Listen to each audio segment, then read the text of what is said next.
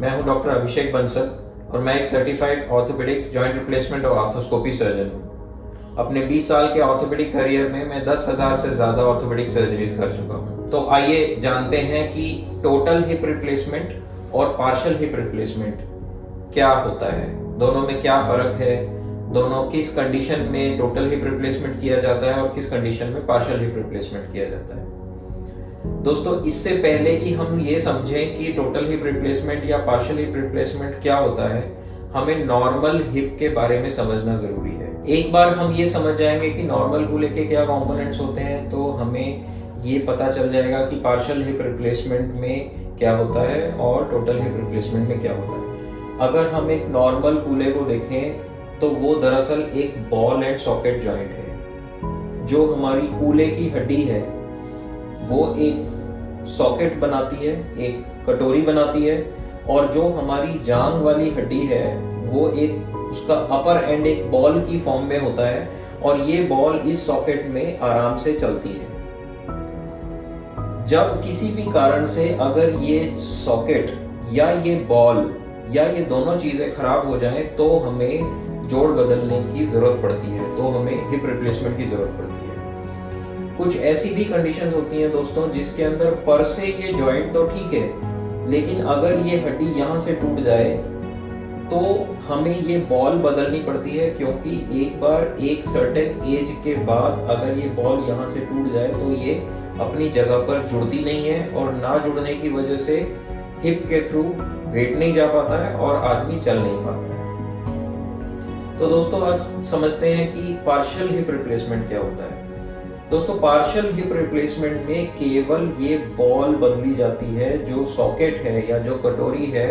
वो ओरिजिनल आपकी अपनी होती है। ऐसा बहुत कम कंडीशंस में किया जाता है। अगर कोई बुजुर्ग बाथरूम में फिसल कर गिर गए और गिरने की वजह से ये बॉल यहाँ से टूट गई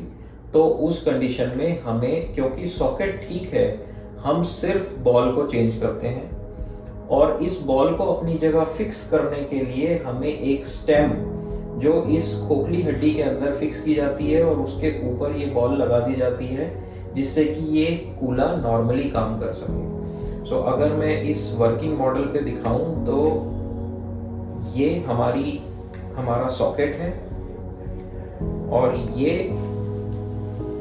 जांग वाली हड्डी का टूटा हुआ पोर्शन हटाकर उसके अंदर ये एक स्टेम डाली जाती है और उसके ऊपर ये एक बॉल, मेटल की बॉल लगा दी जाती है जो कि इस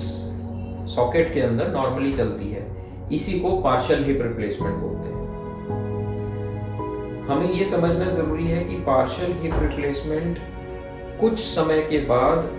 अगर इस सॉकेट का कार्टिलेज भी धीरे धीरे खराब होने लगे तो ऐसी पॉसिबिलिटी है कि पार्शियल हिप रिप्लेसमेंट को हमें लेटर डेट पे टोटल हिप रिप्लेसमेंट में कन्वर्ट करना पड़ सकता है। तो आज की डेट में ज़्यादातर केसेस में हम ये कोशिश करते हैं कि अगर कंडीशंस हमें अलाउ करें पेशेंट की तो हम पार्शियल हिप रिप्लेसमेंट ना कर टोटल हिप रिप्लेसमेंट करें,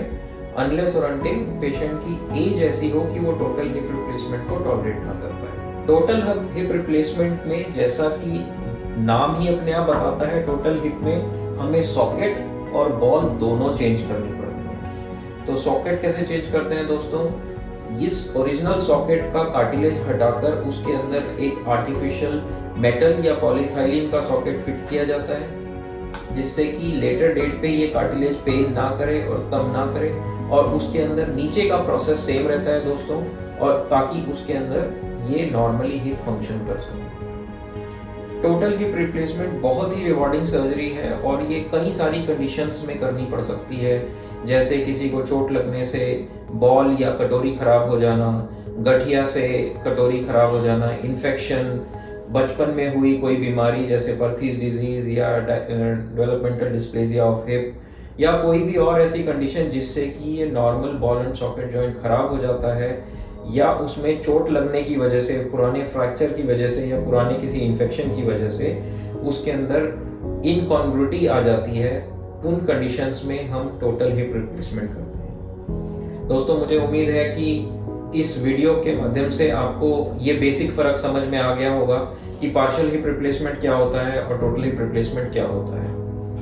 अगर आप या आपका कोई जानने वाला हिप की किसी प्रॉब्लम से परेशान है और उनको सही ओपिनियन नहीं मिल पा रहा है, तो आप अपने एक्सरेज, एमआरआईज़ हमें दिए गए नंबर पर व्हाट्सएप कर सकते हैं और हम निःशुल्क आपको बताएँगे कि आपके लिए कौन-सा प्रोसीजर सबसे अच्छा रहेगा।